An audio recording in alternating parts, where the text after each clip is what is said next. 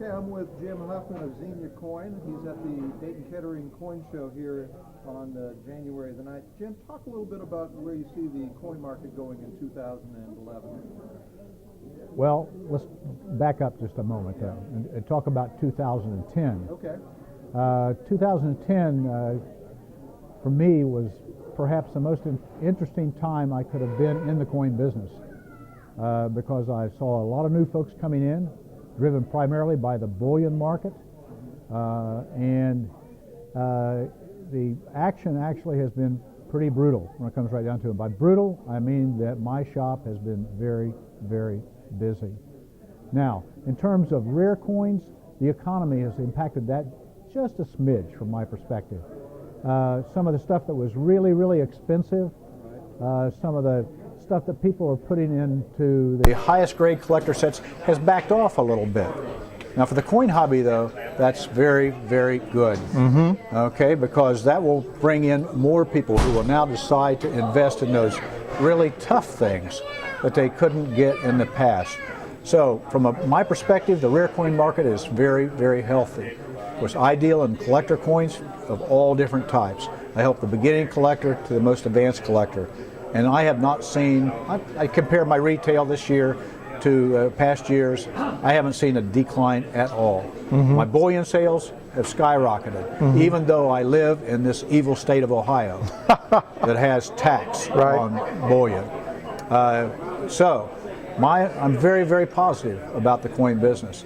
Comparing that to other hobbies, or other similar hobbies, there's no comparison. Right. Because I've seen a degradation in a lot of other things, stamps, ball cards, sports memorabilia, except for the very old stuff. The coins are strong.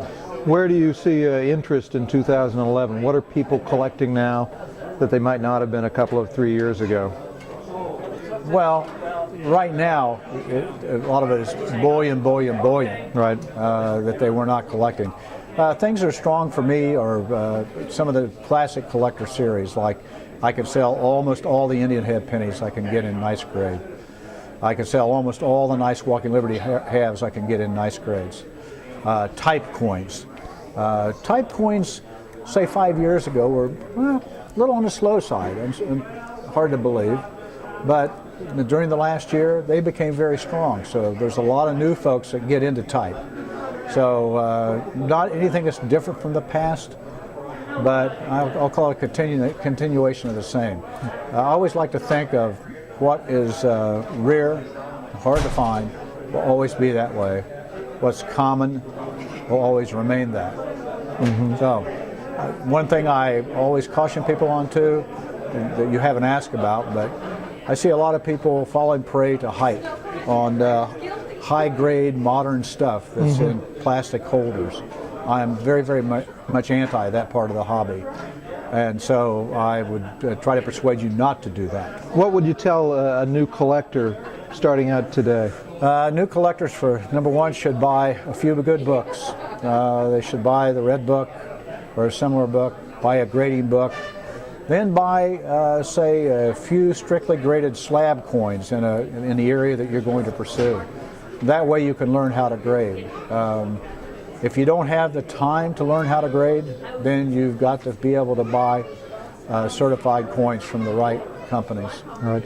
Jim, could you tell us where your store is in Xenia and what the hours are? Well, I'm at 30 West 2nd Street, downtown Xenia, very close to the courthouse. I used to say I could throw a baseball almost from my shop to the courthouse, but 2nd Street's easy to find. It's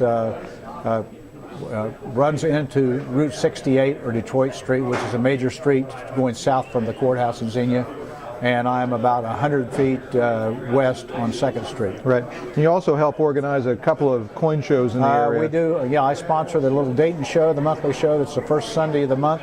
I also sponsor the Cincinnati Green Hills show, which is the last Sunday of the month. Right. Down on Winton Road. Bigger show in Cincinnati, small show in Dayton. Right. Anybody who wants to get information on either of these shows can go to www.Dayton-Kettering-Coin-Club.org, and there's information on both shows there. People can look it up and find a map and head on down and enjoy coin collecting at both of these places. Jim, thanks so much for your time today. We do appreciate it. All right. Thank you.